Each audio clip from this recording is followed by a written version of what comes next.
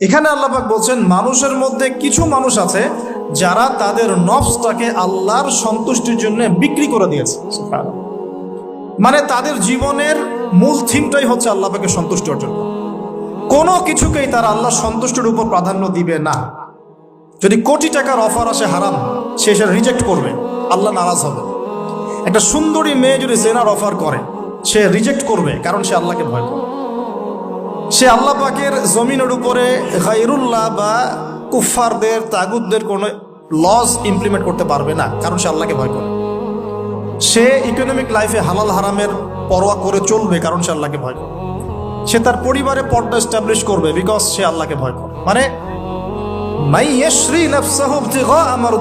আল্লাহ পাকের সন্তুষ্টির জন্য নিজের নফসটাকে, জান মাল সবকিছুকে বিলিয়ে দিয়েছে। এই মানুষগুলো সম্পর্কে আল্লাহ বলছেন ওয়াল্লাহু রাউফুম বিল ইবাদ। এই মানুষগুলোর প্রতি আল্লাহ পাক রাউফ হবেন, কোমল নরম সফট হয়ে যান। সুবহানাল্লাহ।